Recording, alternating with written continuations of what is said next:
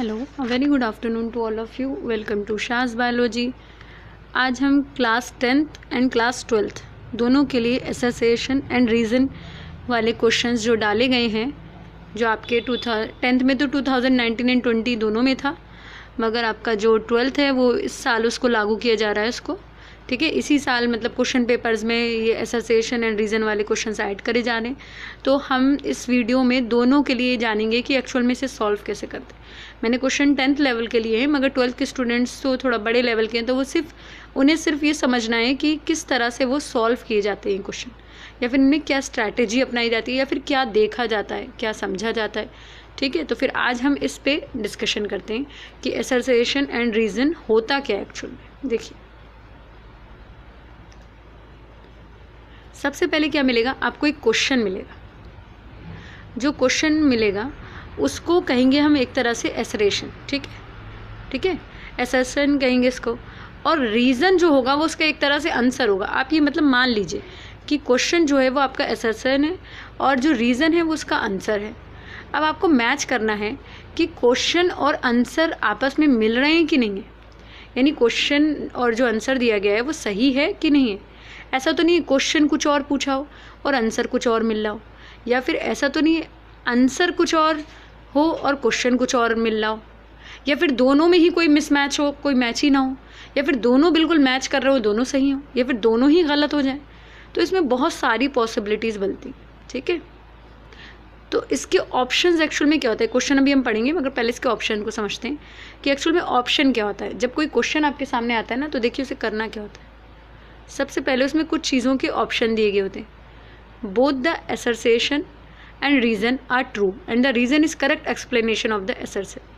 देखिए मतलब क्या है, पहला ऑप्शन जो आएगा वो ये कहता है कि जो आपको असर्शन दिया गया है और जो रीज़न दिया गया है वो दोनों ही ठीक है, और जो रीज़न यानी जो आंसर है वो आपका वो करेक्ट है, किसका, एक्सप्लेनेशन असर्शन का, यानी आपके क्वेश्चन का।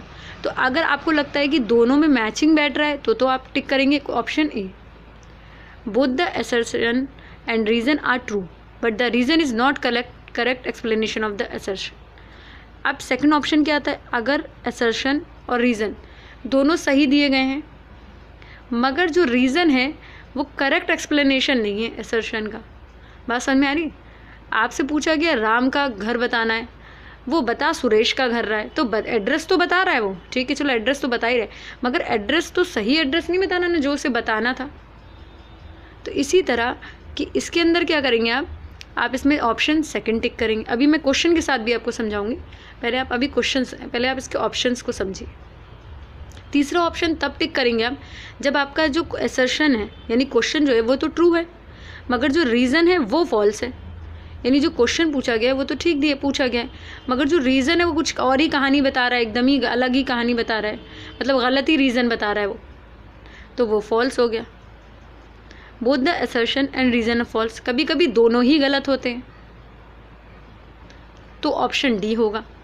और ऑप्शन ई होगा, असर्शन जो होता है वो फॉल्स होता है, मतलब क्वेश्चन ही गलत है, असर्शन ही गलत है, मगर रीज़न जो है वो सही दिया गया। तो ये थोड़े से बहुत ट्रिकी क्वेश्चन होते हैं जो दिमाग को घुमा देते हैं। बात समझ में आ रही है? क्या करते हैं, ये दिमाग को थोड़ा सा आपके घुमा देते हैं। तो आपको थोड़ा सा बहुत इत्मीनान के साथ, बहुत सुकून के साथ इन क्वेश्चंस को करना होगा, क्योंकि अगर आपने ज़रा सा भी इसमें हड़बड़ाहट में क्वेश्चन को करने की कोशिश की तो आप बहुत जल्दी कंफ्यूज हो जाएंगे। क्योंकि सारे ही ऑप्शन एक जैसे नज़र आते हैं, जितनी बार आप ऑप्शन पढ़ेंगे उतनी बार कन्फ्यूज़न होंगे। तो चलिए समझते। पहला question, There are some plants which have in their life cycle neither the process of fertilization nor they have meiosis। देखिए, कुछ प्लांट्स होते हैं जिनकी लाइफ साइकिल में ना तो फर्टिलाइजेशन होता है ना ही वो मियोसिस करते हैं। देखिए, मियोसिस मतलब गैमिट बनाने जैसे हम 46 क्रोमोसोम है हमारे अंदर, मगर मेरी बॉडी से में जो गैमिट बनता है, फीमेल गैमिट, वो किसका बनता है, वो एग बनता है। और जो एग है वो किसका बनता है, वो उसमें कितने क्रोमोसोम है, 23। तो वो प्रोसेस जिसमें क्रोमोसोम नंबर घट जाता है सेल डिवीज़न के, वो कहलाता है मियोसिस। तो ये कह रहा है कि कुछ ऐसे प्लांट्स होते हैं जिनमें ना तो फर्टिलाइजेशन होता है और ना ही गैमिट बनते हैं, ठीक है, fertilisation nor they have meiosis, ना ही उनमें गैमिट बनते हैं। ये हो गया आपका असर्शन, ठीक है, असर्शन हो गया आपका, यानी क्वेश्चन, ऐसे याद करके रखिए आप, क्वेश्चन। तो ये बोला उसने। अब रीज़न क्या दिया गया, in these plants the vegetative और somatic plants body help in the propagation of the plant. अब ये कहता है कि ऐसे जो प्लांट्स होते हैं वो वेजिटेटिव रिप्रोडक्शन से या फिर सोमैटिक प्लांट बॉडी से बनते हैं। सोमैटिक प्लांट बॉडी मतलब प्लांट के किसी भी पार्ट से बनते हैं, ठीक है, और हेल्प करते हैं प्रोपेगेशन ऑफ द प्लांट्स में। तो देखिए अब इसका आंसर एग्जैक्टली क्या होगा, हम देखते हैं।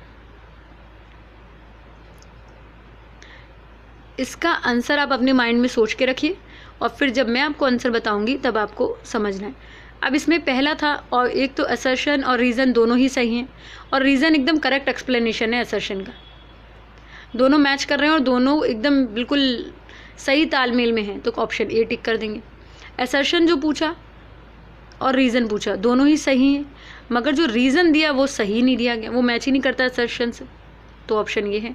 अगर असर्शन ट्रू है मगर रीज़न ही फॉल्स है, रीज़न ही गड़बड़ है, आंसर ही गलत है, तो फिर तो ऑप्शन सी।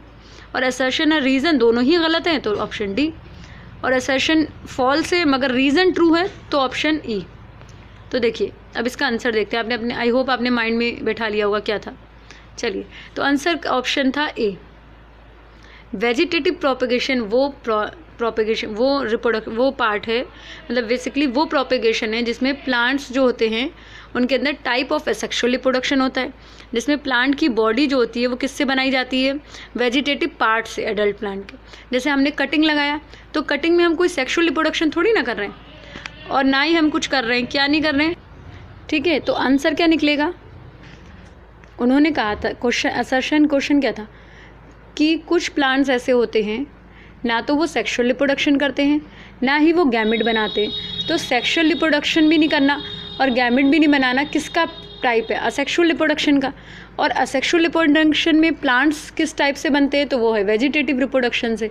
तो यहाँ पर vegetative propagation in plants is a type of asexual reproduction in which plant body जो होती है वो प्रोपेगेट की जाती है directly from some vegetative part. यानी अगर हम किसी प्लांट के तने को काट के लगा देते हैं तो ना तो हमने उसमें सेक्सुअल रिप्रोडक्शन कराया और ना ही हमने उसमें क्या करा, कोई उसके गैमेट का उसमें मतलब गैमेट ने पार्ट लिया, तो दोनों चीज़ें तो नहीं हुई सूरत हाल में। तो इस कंडीशन में जो करेक्ट ऑप्शन था वो है आपका आंसर इज़ ऑप्शन ए। और ऑप्शन ए क्या था कि असर्शन और रीज़न जो है वो दोनों ट्रू हैं, और रीज़न जो है वो करेक्ट एक्सप्लेनेशन है किसका, असर्शन का। ठीक है, तो आपको इन क्वेश्चंस को इस तरह से सॉल्व करना है, आपको इनको अच्छे से समझ के पढ़ना है, बहुत ध्यान से पढ़ना है। ठीक है, आज मैंने आपको एक क्वेश्चन ये करा दिया है ताकि आपको कुछ हद तक समझ में आए। अब देखिए सेकंड क्वेश्चन देखिए, असर्शन में कहा clothes are not washed properly in hard water. Chemistry का क्वेश्चन है ये, सोप एंड डिटर्जेंट का। क्लॉथ्स जो होते हैं वो वॉश्ड नहीं होते प्रॉपरली हार्ड वाटर में। आप असर्शन को हमेशा क्वेश्चन मान के चला करिए। और रीज़न जो है वो क्या दिया कि hard water have no power of removing dust on clothes, कि हार्ड वाटर में कोई पावर नहीं होती कपड़ों से मैल को हटाने के लिए। तो क्या लगता है इसका क्या रीज़न होगा। अब इसका ऑप्शन क्या लगता है आपको क्या होगा, both the assertion and reason are true, दोनों सही हैं और रीज़न करेक्ट एक्सप्लेनेशन है असर्शन का, या फिर both the assertion and reason are true but the reason is not correct explanation. चलिए अब आप ये पढ़ लीजिए, मैं आपको दोबारा क्या बताऊँ, ये दोबारा से एक बार ऑप्शन देख लीजिए। अब इसका आंसर देखते हैं, फिर से एक बार क्वेश्चन को पहले देख लें। Clothes are not washed properly in hard water, hard water में कपड़े नहीं धुलते अच्छे, सही से साफ़ नहीं होते। तो आंसर दिया, रीज़न दिया, हार्ड वाटर के अंदर कोई पावर नहीं होती डस्ट को क्लॉथ से रिमूव करने के लिए। चलिए आंसर देखते हैं, सोच लिए ना, अब अपने दिमाग में आंसर आ रहा है। Answer both the assertion and reason are true, दोनों ही सही हैं कि हार्ड वाटर के अंदर पावर नहीं होती, मगर but the reason is not a correct explanation of assertion. Hard water में ठीक है कपड़े को साफ़ करने की ताकत नहीं होती, मगर सिर्फ एक यही रीज़न तो नहीं है ना। तो ये असर्शन तो सही था और रीज़न भी सही था, मगर रीज़न जो था वो मैच नहीं कर रहा था असर्शन से। ठीक है, तो वो करेक्ट एक्सप्लेनेशन नहीं था असर्शन का। तो जो हार्ड वाटर होता है वो hard water did not produce leather, और क्या रीज़न है, हार्ड वाटर क्योंकि झाग नहीं पैदा कर सकता, इसलिए वो वॉशिंग के लिए अच्छा नहीं माना जाता। ठीक है, it is not good for washing clothes. तो आपको आई होप इतना समझ में आ गया होगा। अगर आपको ये वीडियो पसंद आए तो please like share and subscribe करिए। मैं आपके क्वेश्चन के जो पेपर है आपका क्लास 10th का, उसके पैटर्न के ऊपर भी एक पूरा वीडियो सेपरेट बनाऊंगी। क्लास 12th के पैटर्न पे भी जल्दी एक वीडियो बनाऊंगी। और assertion and reason I hope आपको समझ में आ गया होगा। बाकी मैं इसके क्वेश्चंस भी आपको करा दूंगी चैप्टर वाइज जितने भी होंगे, ठीक है। अगर आपको मेरा वीडियो पसंद आए तो प्लीज़ लाइक एंड शेयर करिएगा। Thank you.